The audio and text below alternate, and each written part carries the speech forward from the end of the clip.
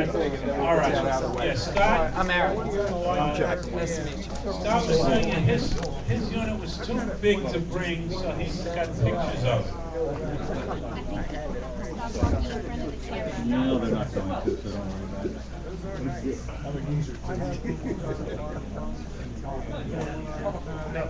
about it. Most of you guys know me, I'm Scott Roberts, coming up from Marlton.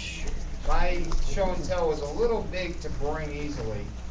This was actually the setup when I was building it. I'm also a member of a World War II aircraft reenactment group, the World War II Airmen's Preservation Society. We display militaria from the Army Air Corps at air shows. I combined my radio interests with my World War II Army Air Corps interests with my ARC-5 sets and command sets, and created a reproduction of a World War II B-26 radio rack.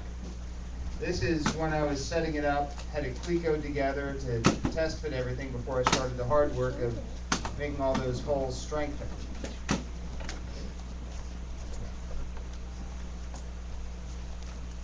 Working on the next picture. The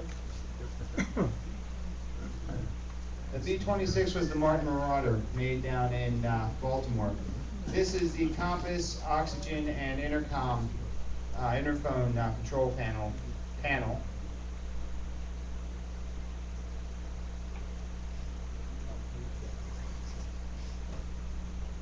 All right, this is showing where I was setting up in one place to lengthen one leg to simulate the rack having been taken out of an aircraft and then having to be even up. And the wooden piece below it is a wooden die for forming the strengthening curves on the lightning holes, which were those big holes in the panel.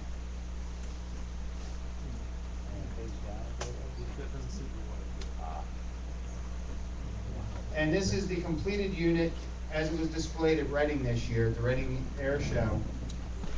Many of you will recognize up top a pair of ARC-5 transmitters. Down at the bottom, a pair of ARC-5 receivers with a BC-348 in the center. Fold-up desk, the common radio equipment, T17 microphone, HS33 headset, and of course the ubiquitous BC-366 switch box, or jack box, on the left there. That was that silver panel that had the holes in it. A lot of people saw this, and I got to give a lot of nice explanations how these radios operated and were used. I'm looking forward to next year having them all operable and getting my ham license. I'm going to need some encouragement on that.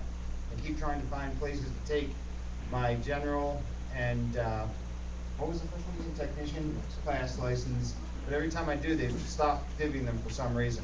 I think it's a conspiracy. But anyway, I would have brought it here, but it's about 6 feet tall when it's all there. It will be all wired and operable next year. Does anybody have any questions? I'll start with John, because he's closer. How many hours did you put in itself open? Thank you for asking that one. That's a great question. That started out as a photograph I downloaded from the internet, and also a friend down in DC, a friend of Phil's. It's Mike. Mike Hands down in DC, who works as a volunteer at the Smithsonian, sent me a very high quality, high resolution photo of the set that's in the B-26 flat plate in the museum. I started out about 3 weeks ago with several sheets of paper and waiting for the materials to arrive.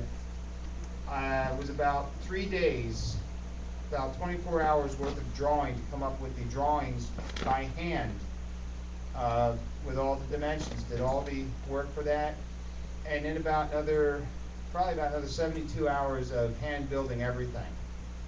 The school that I graduated from for airframe and power plant last January let me use their sheet metal shop to cut the metal to size and do the initial bends. Brought it home, cut all the holes, fitted everything, and put it together. It was an incredibly arduous task, considering I was trying to get it all done in a very short period of time in order to have it at the Reading Air Show last week. And I took a brand new job at the beginning of the week on Monday, so I was working from 3 p.m. until midnight, coming home, working until 5 a.m. on this project, going to sleep for a couple hours, getting up around 9 or 10, working until 1, a shower, then back to work at school. 3 days in a row. I finished up at about 5 a.m. on Friday morning with everything loaded on the truck and ready to go. So the next gentleman had a question. Where's the airplane that goes with that? Well, the one that matches this particular set is in the Smithsonian Museum, the National Air and Space Museum in Washington, D.C. And if you look at her, they actually took her apart right behind the radio room, and you can see exactly this very same stack. If you notice, I even went to the trouble of detailing the check generator switches panel and the radio call panel, as well as the command transmitter and command modulator indicator stickers that were on the original line. I'm still finishing up some details with it, but she's about 85 to 90% done. How do you think you're gonna, do the drawings for the airplane? They're going to take me a bit longer. The hardest part is everybody gives you the wingspan of the aircraft and the length of the aircraft, and when you figure it out, you figure it's got a worse wingspan than a Bumblebee, so that thing ain't going to fly. The hard part is figuring out the exact shape for the fuselage and the wing camber. Yes, sir? How do you plan on powering all this? Planning on powering it with a transformer. I've got one generator, which will give me 110 AC. I'm going to feed it into a very heavy 110 to 24 volt generator, and then it's all going to run on the original power system. So I'm going to be working on going through the dynamotors, overhauling them, and the 348 I've actually got to find the correct dynamotor for. It's already powered through a transformer set. So I'll be able to power it up in the field and operate it. Yes, sir, again. CAF down in Midland's got one, so they might be able to get you the dimensions to the. Is theirs flying again? I'd heard back in the 90s there was a problem with her. There's always problems. I've actually had the crew from Chucky tell me if I come down to Texas, they're going to draft me to work on their V-17. Because they're actually looking for all the radios and equipment I have. They said they don't care if they work or not, so I might cobble something up for them to simulate. If anybody has ARC-V radios that are silver, want to get rid of them, let me know and I will contact them and see what we can do. Unless I can make them go. Okay. Did you have a question, sir? Oh, I thought I saw a hand up. All right. Scott, Oh, yes. just move over close to the screen just for, You need to improve your aim? hold it just 1 second. There you go, just like that. Good, thanks. Thank you. Thank you, Scott.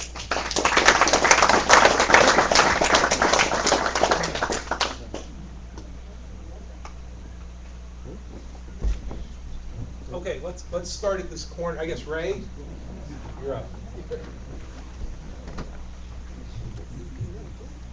Okay, this display here is crystal sets. They're crystal sets that are built into postcards. Now these are real postcards, and they're real crystal sets. And I have 2 different versions here. This is very thin, and you're supposed to make it operate by punching holes in the little tinfoil spots, and I am reluctant to do that. But it's kind of an interesting version of a crystal set. And this is a more modern version. This is a reproduction, which you can still buy. They pop up on eBay occasionally. But this is a reproduction of a Marconi postcard. And it's got a crystal set. And feel free to take a look at these. I don't mind if you handle them. And over there, I have some fantasy postcards, which I have blown up to a larger size. And those are about 1950, 1920. And take a good look at them. They really, really are delightful in their images of what someone thought people might be able to do with, obviously, crystal sets. That's it. What kind of knowledge do you have? send it to each other, or it's just Yeah. the radio, time of radio, just a, Well, like today's open, you open the card and it sings to you or something? well, in the period of, say, 1900 to 1920 was the golden age of postcards, and people used postcards like we use the internet today. I mean, you would send a couple of postcards a day, and mail delivery was much better. So, you know, people would make daily appointments by sending postcards to each other. And so all kinds of novelty postcards were made. And, you know, building a crystal set into a postcard was, you know, like doing fantasy postcards on radio. It was. Now, you tested these once in a while, you check them out, or they? I haven't had the nerve to test them yet. Yes. A lot. A lot. How about a Marconi reproduction? You ought to be able to pick up those for, you know, probably roughly around $20, $25.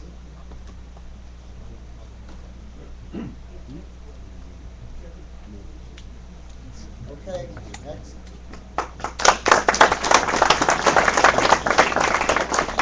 Who's the MC? Yeah, okay.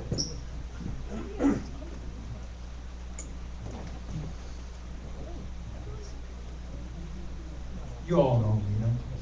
No, well, identify yourself. You're on the Marvo, remember? Marvo died. This is a crystal set, which in the early 20s basically is what most people could probably afford. This one was originally made in New York, and it was called a telephone, and it's very simple, but it's kind of neat. I mean, just put it into a wooden box, and then you can just open it and carry it around, I guess, if you needed to. And basically, it's got a standard galena crystal with a cat spool and a capacitor, and you tuned it by. It's got a coil embedded in this side, and you just move this conductor across the top of the coil, and that's the way you tune it. And it's 1922, and the name on it is the Gardner Rodman Corporation, 15 Park Road in New York. You're familiar with that location. And when you look up those people, you're not going to get any hits on them. But if you do look under Garage, which they later became, and a couple of years later, they condensed their name and became the Garage Company. And if you have Alan Douglas's book, the company's in there, and basically that set is on page 37 with the patent on it. I think it sold for $5. And you get $5. I'll give you 6. In July of 1922, but Douglas says it probably was put out a little earlier. Now, just the heck of it though, Garage went on to make real radios. I mean, nothing against crystal sets, but they actually made tube radios. But they also made something else. Dave Sickle, what did they make? Where is that here? Televisions, right, about the 40s, late 40s. And they made a ton of them. They made a lot of televisions, and I think the company went on making those until about the 50s, early 50s. Yeah, right. So, in fact, Did they make a television kit also? that I don't know, but I Pre-war, very possible. But if you, there's one website that has a listing. I think it's a television website, television collector's website that has the listing of all their models. And they make quite a few of them. So they went from this little dinky wooden box, okay, one item, okay, and they actually were very productive. They a lot more involved in that. If you read it, they got the Hazleton patents and so on and so forth. And you can flip through that. But that's how usually it started for most companies in the 20s. Yes, sir. Someone mentioned the garage turntable, but that's spelled differently. It's spelled different, totally different company. Yeah, different company. Oh, by the way, they if you see their advertising, it's in Newark later on. So I think the company actually moved to Newark. They didn't stay in New York that long. Any questions? Have you ever operated it? No, but quite honestly, it's all there, it's all connected, and it probably would work. I mean, there's no reason why it wouldn't. In fact, maybe I'll bring it on tomorrow. Yeah, bring it tomorrow. We'll see if we can get it, going. Yeah. But there's no reason why it wouldn't work. Okay, next.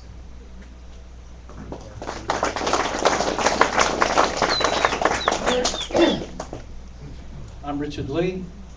President? All right, what we have here is a replica of what was found as in the book of boys' radio and electronics from the early 50s. Most of you fellas in this room have had this book one time in your lives, okay? Radio and Electronics, the boys' first book of radio and electronics by Alfred Morgan. Now, I checked this out myself from my local library about 12 years ago. I fully intend to return it someday. And within it, it had the directions for building a very, very simple basic crystal set. Now, why would I want to do that? Well, to tell you the truth, I did. But my daughter, my 10-year-old daughter at the time, had to do a science project. And I said, you know, how about we get together, Simona, and we build a crystal radio? And she said, that's great. What's a crystal radio? Don't worry, we'll figure it out together. So again, I had this book on hand, and I said, let me check it out. So that's what we did. So, going through the basics of it, I tried to make it as primitive as possible, and just using junk from the basement. Are those the original colors? I'm sorry? Are those the original colors that they used Yes, back then? they're primary colors, red, green, and yellow. Okay? What every child would enjoy. Okay. Now, the fawn stock clips were bought. Obviously, the capacitor or condenser, he calls it in the book, even though it's post-war. It's .004. They recommended. The detector is a Galena detector, and I did take it. I did happen to have that on hand from a swamp meet someplace, and I used that. They had used a 1N34, but I wanted to go more primitive, so I went with the Galena. Obviously, when we had the science fair, she had a diorama of the work and photographs that we had taken together and painting and showing step by step. So it's someplace in the basement, as we all have someplace in the basement. I put it in the safe place, and I don't know what the hell I did with it.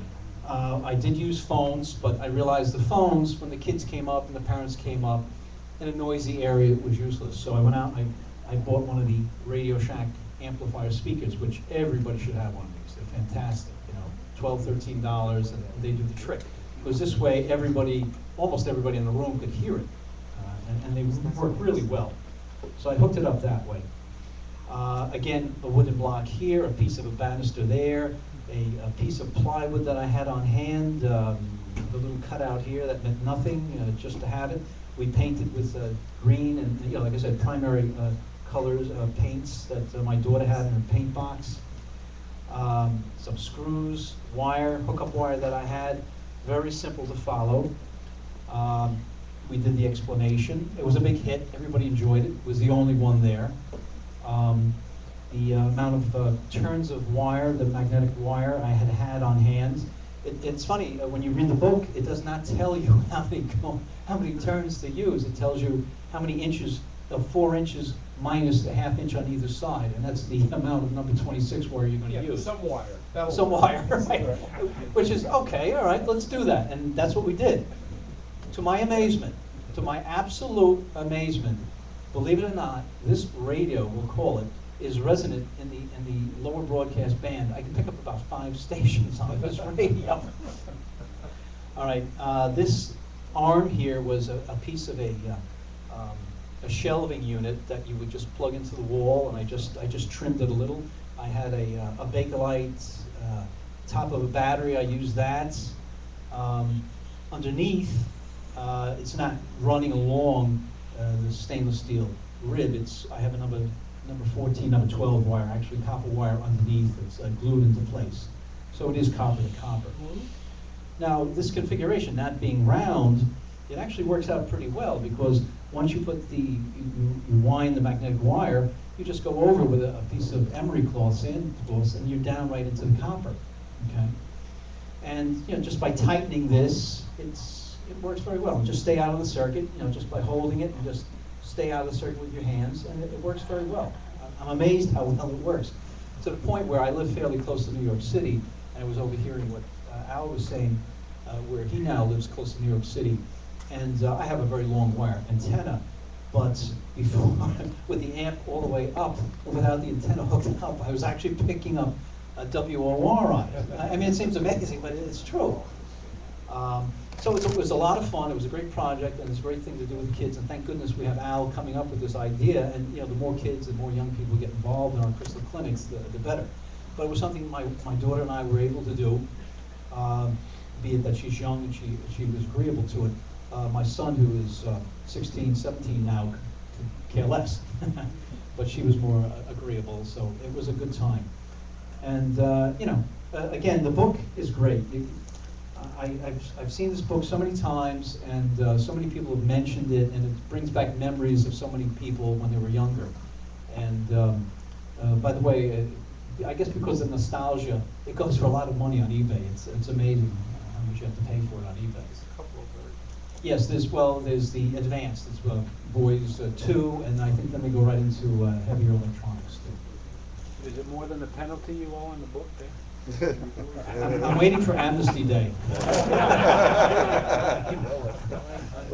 Okay, so that was a lot of fun. I enjoyed it, and I'll turn the amp on, but I'm sure we'll just get static and what the hell. Yes, John Riccolo. What grade She did upper percentile. There was always somebody in there that built a PC or something. But it was a lot of fun. We enjoyed it. No. We have nothing hooked up at the moment. Okay, any other questions? All right, thank you very much. Actually, it'd be nicer if my daughter was here with me. That's so interesting. No, I meant the.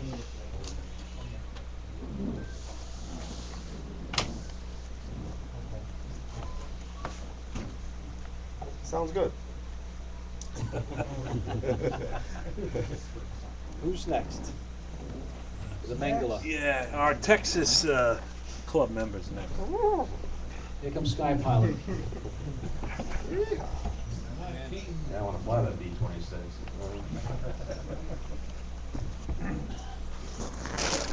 Hi, I'm John Woods Facina. I'm with the New Jersey Antique Radio Club Extreme Southern Division. And the Dachshund's coming in July. I know you said just bring one item, but I'm one of those type of folks, when I go to the grocery store and it says 10 items or less, I usually have about 30. So I brought up a few things. I wasn't sure if some of you folks have saw it or seen them before.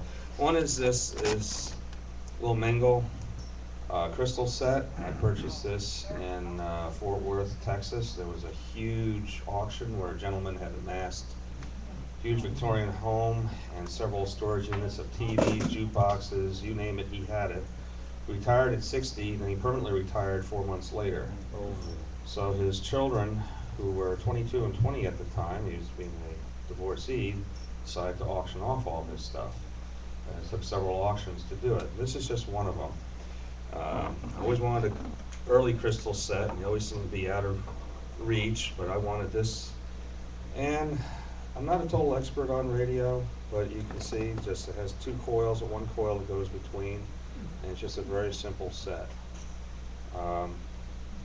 It is missing the paperwork that goes in the lid, so I'm hoping to find it on the internet and maybe get a reproduction. Second item here, this is from Flemington, New Jersey. Remember First Over Antiques, Sal? Yeah. I was always in competition with Al when I lived here in New Jersey, and Ray and everybody else looking for radios. Gentleman had a barn full of stuff, and I'd always go there asking for radios, and I always got the same answer: I don't have anything. Well, one time I went there, and I said, do you have any radios? And of course he said no. And I saw this on the steps, and it was very dirty and all. And I said, how about this item here? And he goes, all right, give me a quarter. And somebody had sanded it. It says antenna, ground, phones, and looks like a place for a crystal set. Maybe Al, you might be able to tell me the manufacturer. I have no clue. I don't Anybody? recognize that at all, but. It kind of looks like a cylinder record. It's not a market of record. I don't know. I'd like to find out. I'll give you 50 cents for it. Do I hear 75? 75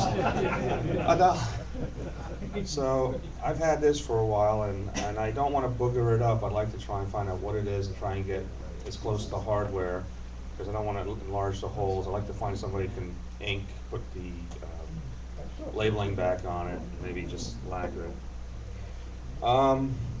This third item, which is many items actually, and I didn't bring everything.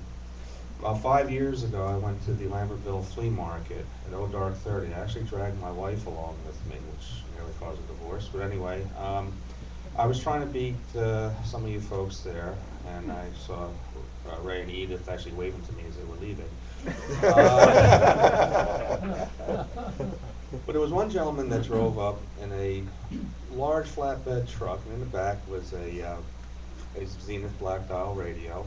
And I expressed interest in it. And it was still dark out, literally. Everybody had flashlights and what have you. And I asked what he wanted for it. He said $40. So I bought it, and I still have it in Texas.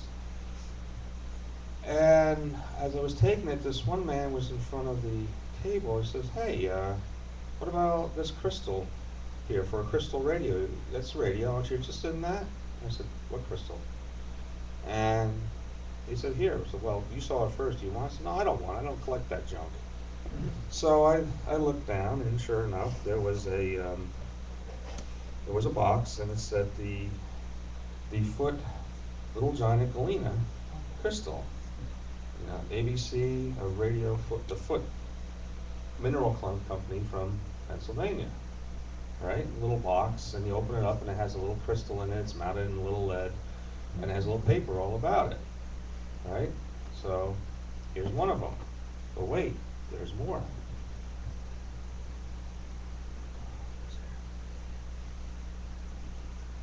So I looked down and I pulled out a box with the little.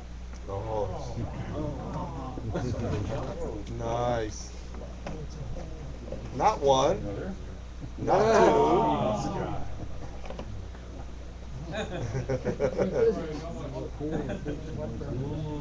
That's right.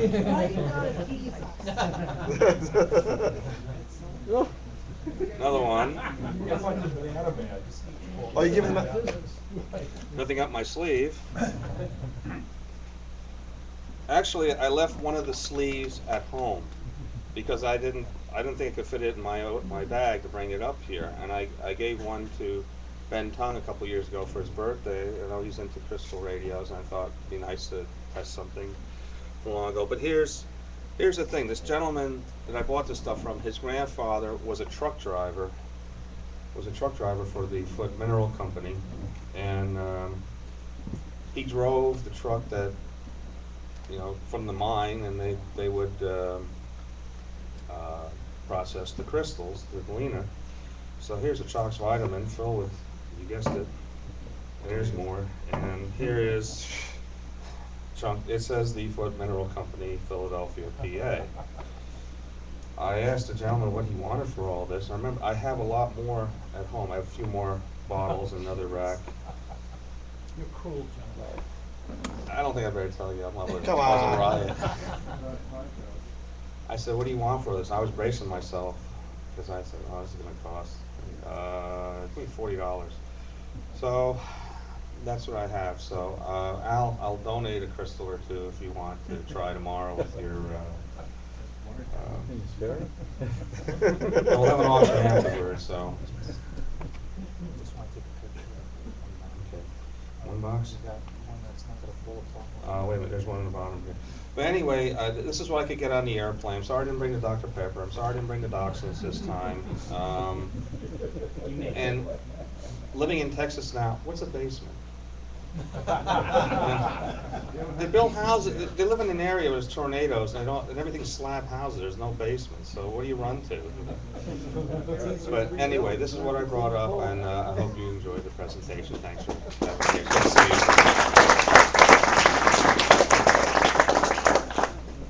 This one box here is in pretty good shape.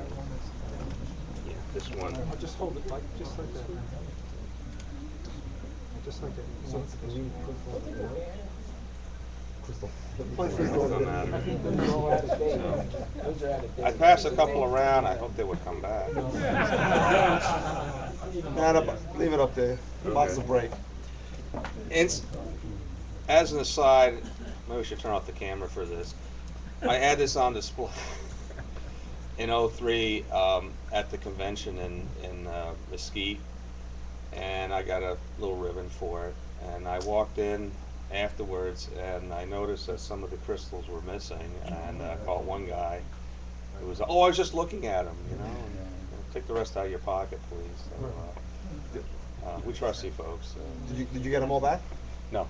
Oh. No, but that's okay. So I just don't bring things like that anymore there. So Wow. you guys, I trust. You guys have been great. I'm from Brooklyn. They steal rocks in Texas. They steal rocks. They stole my crystal. Why don't you go? It's we're running a little late. Yeah, we need to keep this moving. Yeah. I don't need a microphone. You got linear ones, right, Sal? That's right. Anyway, in case anyone don't know me out there in the internet world, my name is Sal Brasindi. I brought two items here. I've been going crazy with audio amplifiers. But the first thing I brought here was a radio tube trip. I guess this is from the 1940s.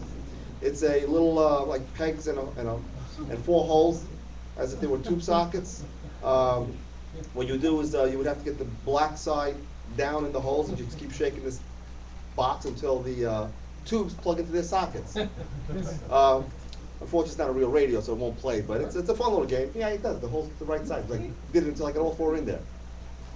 My buddy, Tom McNally, he bought one of these on eBay, and he says, I got it at a great price, like at $12. So I looked on the net, on eBay, and there's another one out there that I got for like $8 or $9. So I wrote back, I got it at a better price. $8 or $9, I forgot what it was when I paid for it. And it's nice, it's metal, and it's, there's a few of them on eBay, but they're like missing the little tubes, and I was lucky, I got one, it was a complete set. So I figured it'd be a nice little thing to bring here. My other thing here is I rebuilt a couple of Dinoco, I should put this closer, rebuilt a couple of ST70s for myself, Ray, and some other people. And I just said, you know what, let me create a website saying I could restore Dinoco ST70s and other Dinoco amps. So I created a web page, which is dinoco-st70.com, and I threw a few pictures up there. And on Craigslist also, I advertised on Craigslist. And I got a couple bites, people asking me how much, blah, blah, blah, blah, blah. And one guy called me up from Pennsylvania saying, hey, I have 2 amps, you know, can you restore them for me? You know, how much do you want? And I told him the basic restore was like $200 on each one. But I said, you know, you give me 2 of them, $350, I'll cut you a break. Okay, no problem. He brought these 2 amps over my house, and this is the way they looked. It was, holes were drilled on top of the chassis, it was rewired, rusty, pitted, and I told him, listen, you know, we could get new chassis for these things. There's a company, Dynakitparts.com, company in New Jersey, makes reproduction chassis for all the Dynacos, the Mark III, the Mark IV, the ST70, the ST35. So I told him I could, replace the chassis if he wants. This way, look like new.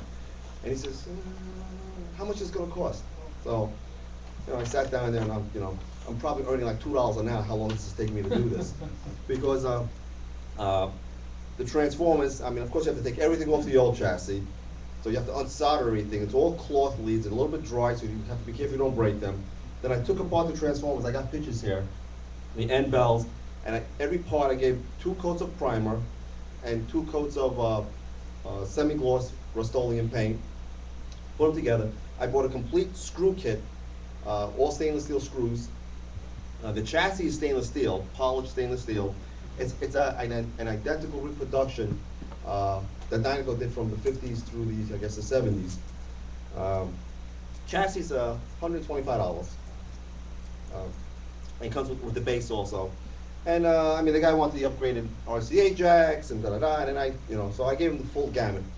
So I showed him pictures of these, and he was real happy. And so now I'm doing the same. He said, take your time, it's coming out great. So I've been taking my time, but no. I probably priced it a little bit too low because not realizing how long this really takes to do. But it's fun. I just go in my basement every night and just decide to do something here, do something there. With the 2 amps, I got about $450 worth of parts in them. So I gave them a price of $900, including 2 brand new, these aren't them, 7199 tubes, which are getting pretty expensive. So the price there was $900 for both, and he says, go for it. And he also gave me his preamp to rebuild, so I didn't give him a price on that one yet. So if anyone wants to see how a brand new Dinoco ST70 would have looked like in the 50s, late 50s, 60s, and 70s, this is the way it would look, because most of them are pitted and rusty. What was the years? 59, actually up to the 90s, when another company called Pancor made a new version of the ST70, and the whole thing was a PC board with the EL34 tubes, and the 7199 simply was on a PC, on a printed circuit board, but it did not have the 5AR4. It was solid state. And had LEDs in the front. It was an updated version. They didn't sell too many. There's a few of them out there. The original Dinoco transformers were made in USA. They're the cloth wired ones. Those are the more desirable ones. The later Dinoco ST70s, that was made by Dinoco, they have just the vinyl wires coming out of them. And those transformers, from what I read, were made in Japan. But people say they can hear the difference. I mean, I got both. I mean, like anything else, you use RCA jacks that cost you, wires that cost you $1, and you use them that cost $100, and people swear they can hear the difference. Yeah, okay. But, yes. How many watts does this thing do? It's 35 watts per channel.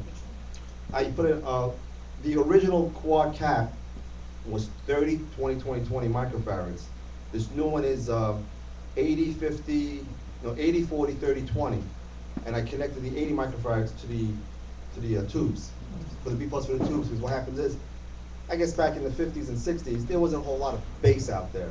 And these amps would struggle with the bass if it played it really loud and a lot of bass, tuned up like the kids' music today.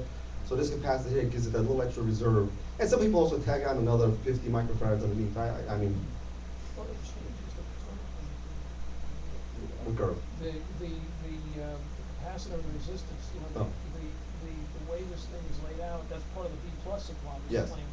Yeah. So it does change the time function when you change it, when you start adding capacitors. Sure. It may actually reach a threshold where you actually don't get as much return by adding more capacitors. Oh, okay. You know what I mean? Yeah, I mean, like this is plenty, 80, because I restored some that had just the stock value capacitor, and some that had a little bit extra, and the one with the extra capacitance definitely can handle the bass a little bit more. But anyway, no controls. This is just strictly a power amp. You need a separate. I mean, you can get an MP3 player like I have back there, just plug it right in, and it'll drive it. You need a preamp, which is it's a PAS3. It has 12 AX7s, and it has bass treble, and a whole bunch of RCA jacks in the back to switch from phono and AM/FM. When the early stereo first came out, when they had AM and FM, you had a left channel was one and the right channel was the other. So that's it. I mean, it came out, surprising how, repainted the transformers and everything else. It came out really nice, and he was thrilled, so there it is.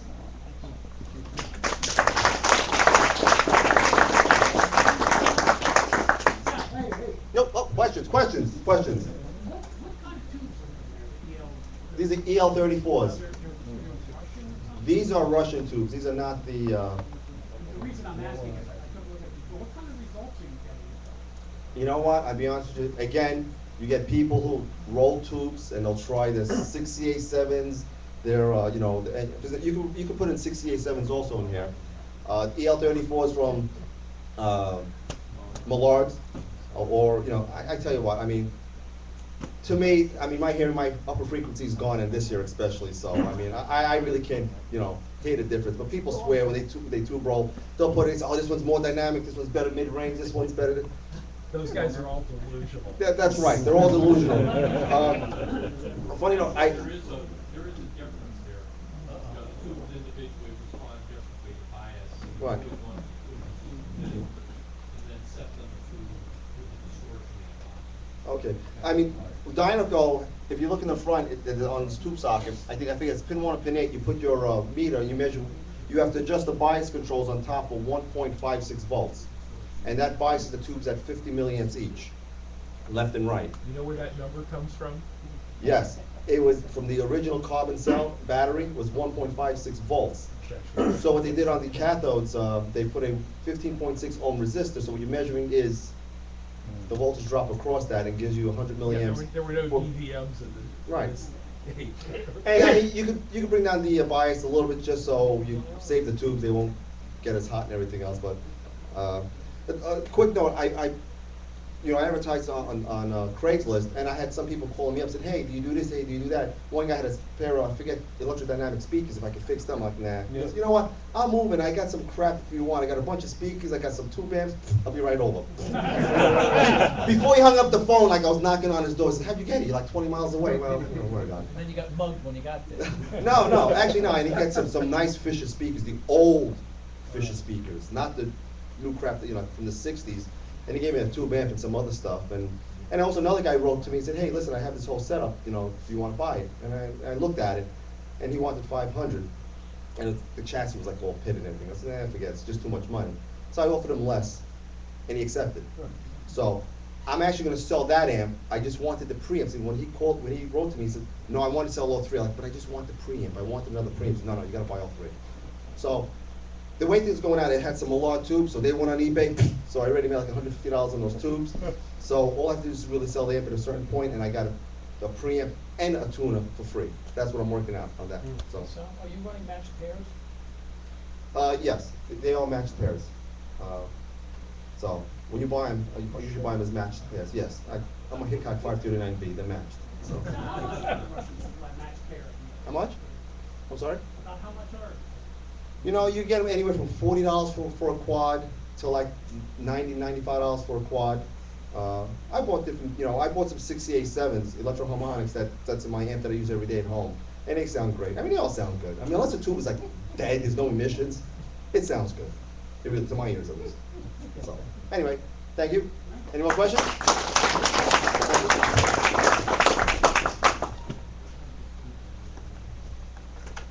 Hello. Hello.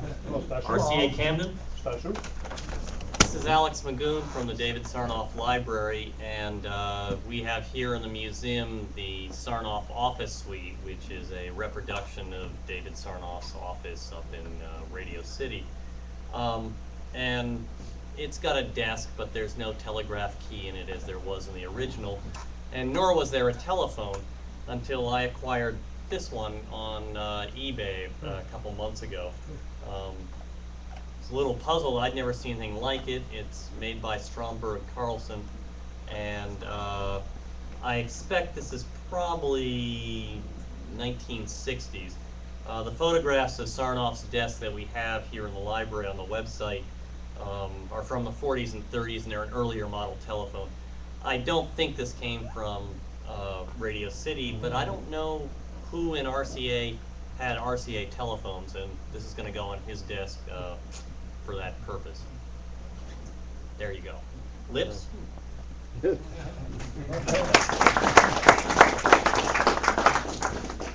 Alex, what was it?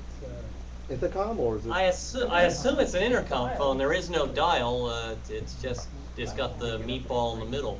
So when Sarnoff, a promo or just a novelty or something? No, I don't think it. I think it was an inter-office phone of some sort. Good question.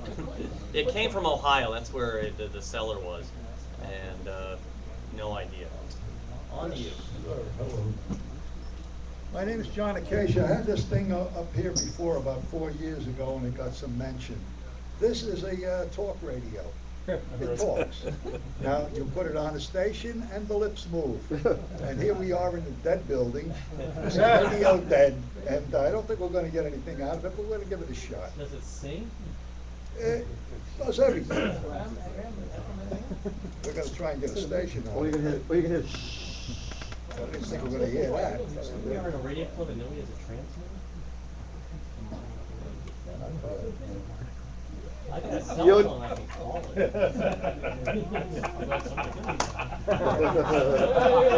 Can you read lips? It's very sensitive too, and I think this is gonna either make it into my coffin or eBay. When it doesn't start moving, it's gonna go into eBay. Okay. That's it. Cool.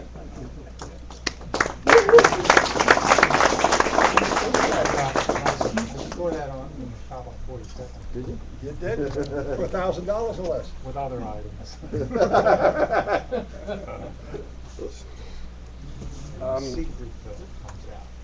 I'm Mark Bazuga, and I have a radio in here that might, the type of radio won't surprise anyone, but I think the manufacturer of the radio would surprise some people. I don't know, they might say, oh, I didn't know that, I didn't know they made those. It's not another Marvo dine, is it? No, it's not a Marlboro dime. Saldyne. But it is a transistor radio, and it's made in New Jersey.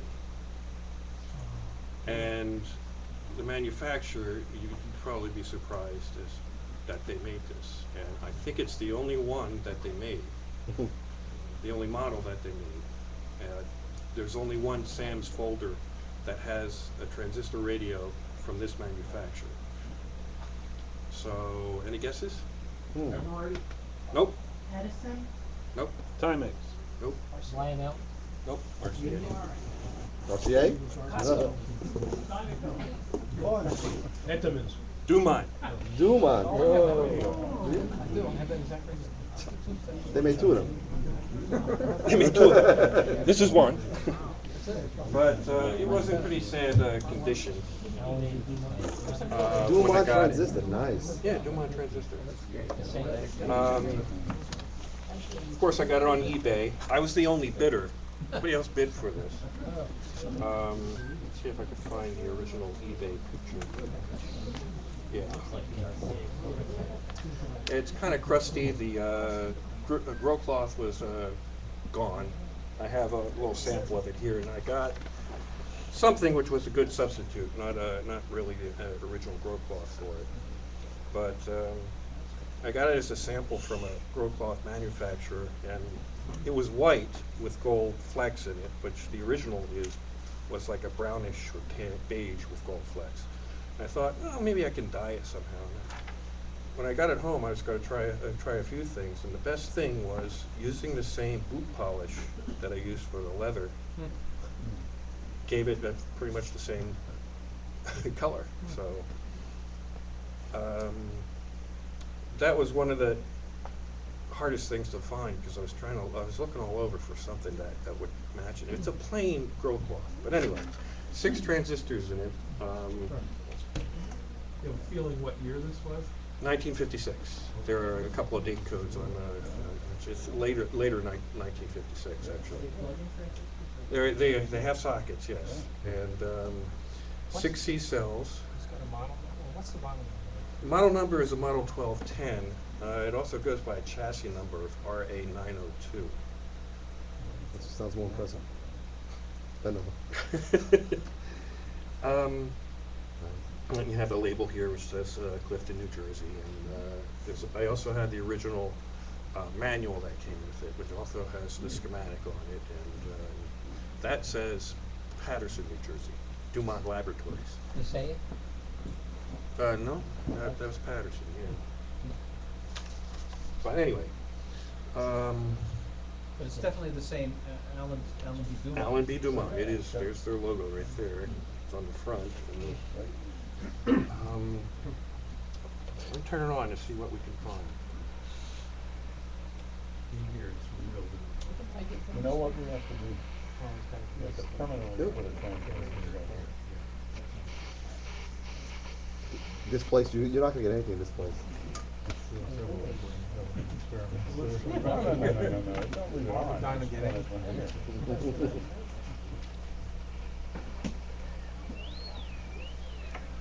Something, very low.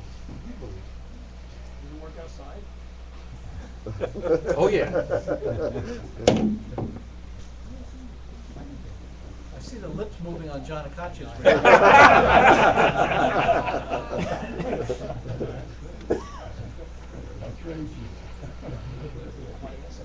Yeah, this place is tough to get any. Yeah, you're not gonna get anything. Actually, it does get very. Anyway. Other than that, I had to replace the volume control. The wafer, the carbon wafer, was gone. The lower end of it was just missing. The carbon was just all completely gone. So I got another CTS pot, which is what this makes, and I opened it up, took the wafer out, put it in there. Because the shaft size, the length, and all of that stuff. Do you have to recap it or anything to make it work? Or? Yeah, I put new capacitors in there.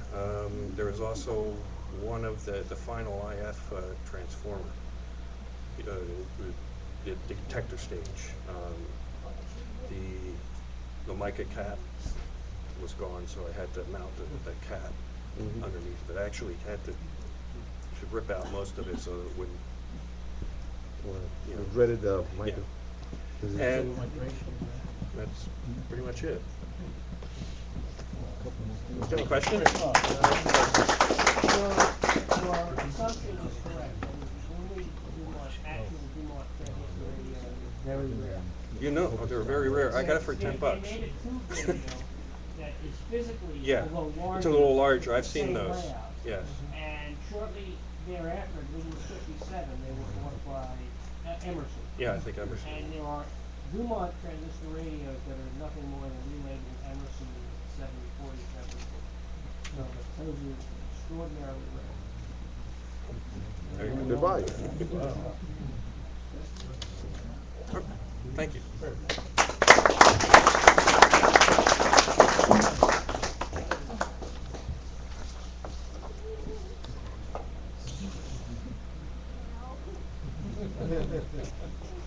Robin Martin Flory. Martin's actually the fourth generation radio enthusiast in the family. Okay. And there's been several radios where the first thing I heard on them was, "Hi, Papa." So I better get him a license before we do too much more of that. But on 2 meter AM, nobody's listening.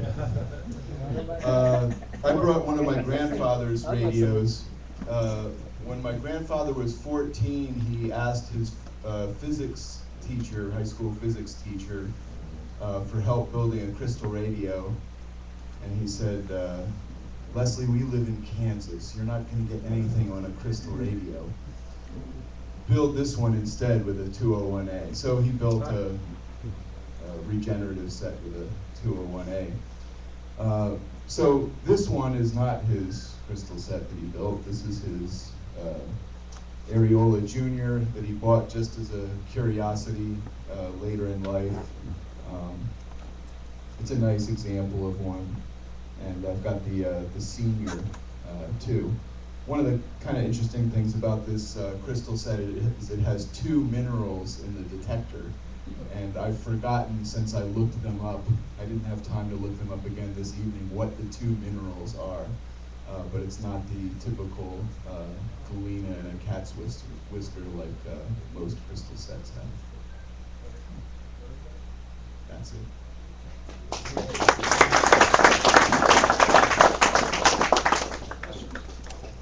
So, Questions? Les never tuned anything in Kansas on a cat's whisker?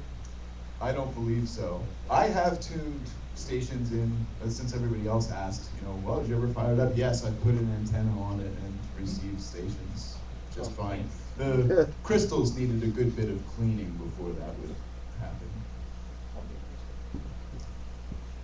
All right.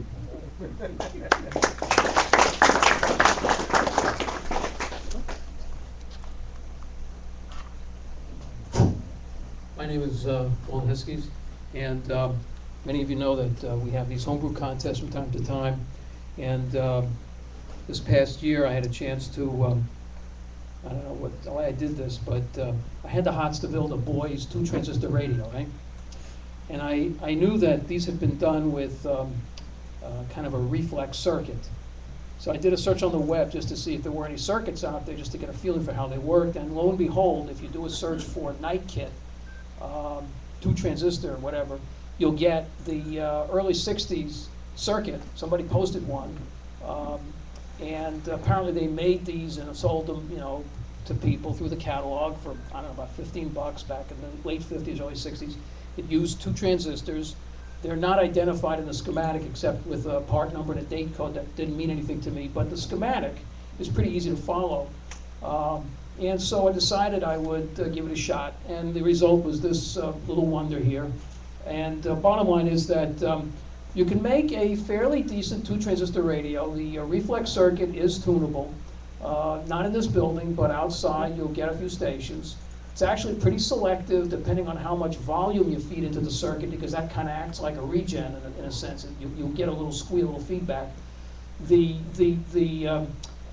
issues are getting parts like transistors, and what you want to use are the germanium types. If you have a collection, you can still get, you know, basically antique transistors. What I used in here, I decided I had 2N322 and a whole bunch of 2N109s. So I used the 2N109 in the power circuit and the 2N322 in the combo of the RF and detection and then first audio circuit. Because what happens, the signal goes into the RF circuit, then it goes back down and around and again for the audio at a different frequency. The other trick is to get, there are 2, in this particular circuit, if you look at it, you'll see on the web or whatever if you're interested, 2 RF chokes. And you shouldn't feel intimidated because, you know, where am I going to get these? What you do is you take a couple of regular RF chokes, the 2.5 millihenry RF chokes you can get for any of these regen rigs that you may see from time to time up here. And you can reach in the cardboard boxes under the tables at Kutztown. You'll find guys who are selling Miller or any of the other manufacturers that make coils. Bottom line then is to take the coil, carefully unwind turns. What I did was I used, and you can buy these too, you can get an inductance meter. If you don't have one, it's something maybe worthwhile to get if you're going to experiment with radio coils. And you can read the inductance right off the coil without having to do any serious thinking. And what I did was I just took turns off of these RF chokes until I got down to the values that were spec'd in the schematic. One was, I think, 1 millihenry, the other one was like a half. And then basically the trick was to make a circuit, a board that could support all the parts. That was a trick. And then basically putting all the parts in place, that's another trick. It takes a lot of patience and perseverance to make something small. And ultimately, when I completed the thing, it didn't work. And the problem was, and I didn't really, well, the problem was that one of the coils, placement of parts, you know, you wouldn't think it makes a difference, but it does. I had a squeal, a feedback, and I couldn't get rid of it. And then for some stupid reason, I said, wait a minute, I've got one of these RF chokes that I've carefully unwound and put right next to the ferrite core antenna coil. I mean, you know, like 1/8 of an inch away. And if you know anything about like what RF is doing, it's putting a signal out. So when I shielded with a little piece of metal foil, stuff you could wrap your heating, ventilation, air conditioning pipes with, you know, or vents with this metal tape. It's very good stuff to have. I made a little choke cover with that and dropped that on top of the choke, and lo and behold, in the right position, there was enough shielding to make the thing work. And that was a bit of a trick. The other trick is to use a crystal earphone or a high impedance earphone, and basically that gives you enough signal to listen through your ear. You know, you can, if you look for some of these radios on the web, and obviously from time to time they come up for sale, there are some that drive a speaker. And the same basic circuit, it's just that there's a little more power available, and they also use a matching transformer so that instead of just going to an earphone, it's going to a primary and then a secondary of a little output transformer, and you can drive a speaker, and you can actually hear things. But at any rate, it was a lot of fun to make. I can't service it. That's the other thing I did badly. If I want to get the battery out, I can do that. But right now, I can't, you can really see in there, but I can't get into the circuit without destroying the case. So you know, once it's gone, it's gone. So anyway. How'd you make that fancy case? Cardboard. Basically, I like, you know, short cardboard is great to work. Yeah, lightweight. And then I trimmed it in brown vinyl tape, right? And then, you know, a little bit of that leftover steel tape. And bottom line, one other thing I did was I used a wire hanger to make the antenna. The antenna itself is a banana plug, goes into a banana socket, and then it loads the circuit a little bit, actually works better with it in, but you don't necessarily need it. With the ferrite core, there's enough sensitivity, enough gain in the circuit that you can basically run it without the antenna. And it does tune. I was able to get it to tune most of the broadcast band. The trick was to add capacitance. I was using, believe it or not, a salvaged transistor radio tuning cap that I'd taken out of a radio when I was about 10 years old and saved for this opportunity 50 years later, right? And the bottom line is because the transistor radio caps are basically, the capacitance is different than what you want necessarily for a broadcast band crystal set. What you do, the trick is you add capacitance across the capacitor, the tuning cap, and that brings it down so you can tune the lower end of the dial. So what I did was I put a little switch on top, and a little slide switch that allows me to clip in another 150 puffs across the cap. And that gets you down to about WMCA. So at any rate, worthwhile project if you have nothing to do with your time. You know, you'd rather, it's better watching TV, I guess. Thank you very much.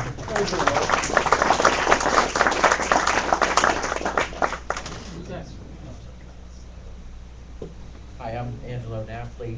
I actually brought in two sets, one that I built and one that someone built probably in the 20s or 30s, I'm not quite sure. I got this on eBay probably about 3 or 4 years ago.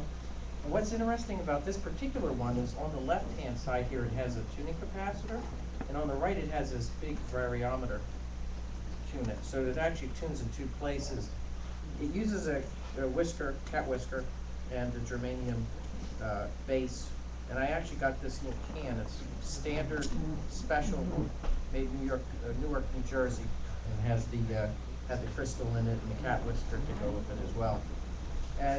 It's in pretty good shape. The only thing is it's missing the glass, and I got it from a lamp store, a little screw to put the screw into the terminal there. So it's a pretty interesting set.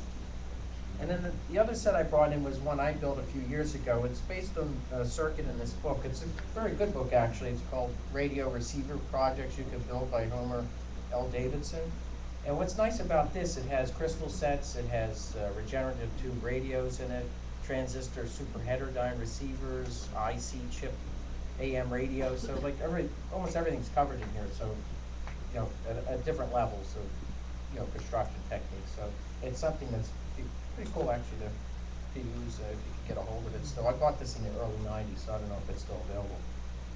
So what I did with this one, this is actually a crystal set that uses 2 diodes instead of just a single diode. What I got is 2 OA79 diodes out of an old transistor junk radio. What the advantage of that is the diodes that are in the radio are usually matched. So actually with the radio that I got it from, I think there was like 6 or 7 diodes in that radio, and I tried the different diodes until I found the ones that really gave the best result.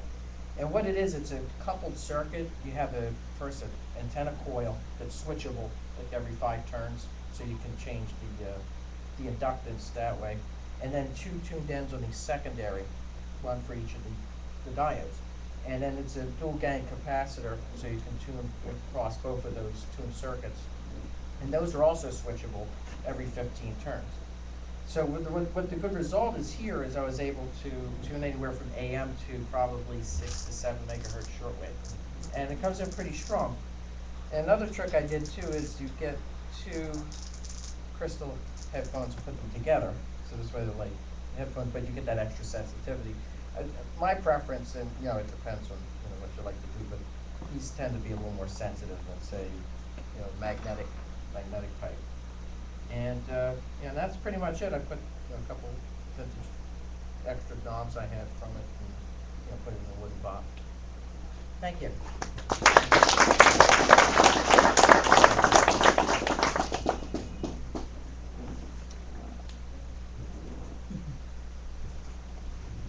Hi, my name's Rich Gova.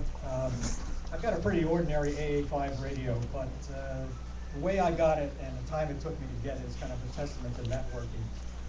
Let's see, it was 2002, our club had a display of radios in East Jersey, Old Town in Piscataway, New Jersey, which you may or may not remember if you were around then. I was there and at the time and met some people who were from my town, spent a lot of time talking with them. They told me they had a radio they wanted to maybe get rid of sometime. Well, fast forward 5 years, I never heard from them. Last fall, somebody calls me up, don't know the fella.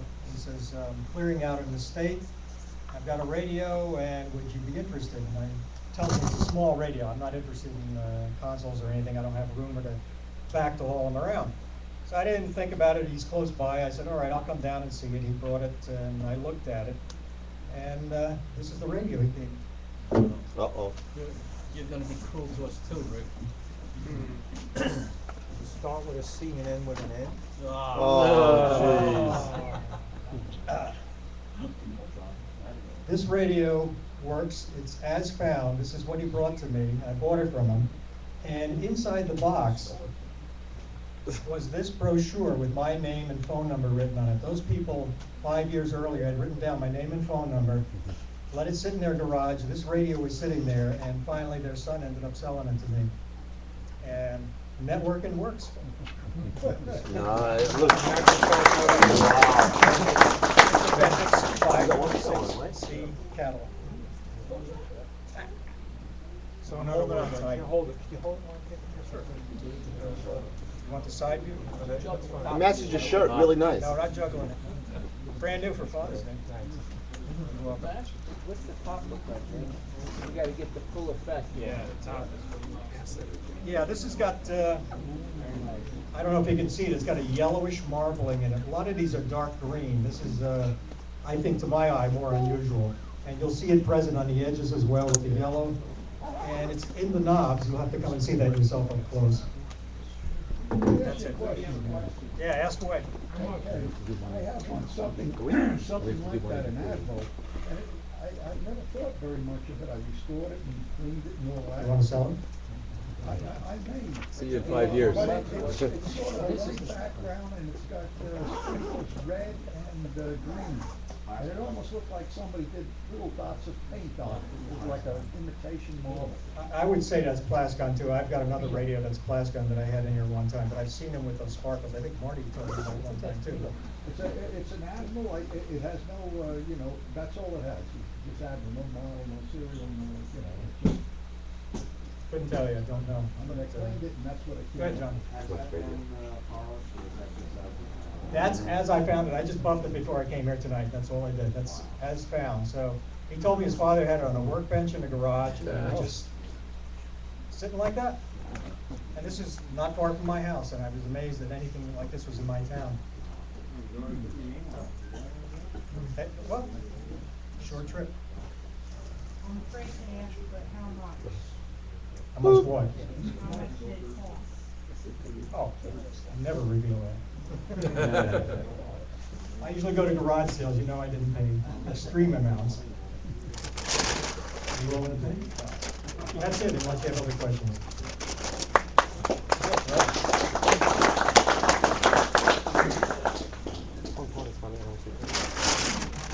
Well, that's mine. Hi, I'm Richard Hurth, and I brought 2 items for your pleasure and edification. This is a World War I crystal set, which was probably carried either in combat or for practice. And it is, as found, I got it up at Kutztown, and it was carried by a soldier on the ground, and he communicated with an airplane pilot or the assistant. The assistant would fly over, drop bombs, and then he'd try to pick this up on a crystal set. It has spare crystals in a box up here, which you can come up and look at if you want. It had a D-cell inside of it, and a buzzer, and it has the usual tickler and some adjustments. I haven't made any attempt to make it work, but there are instructions, and it's in nice condition. Now,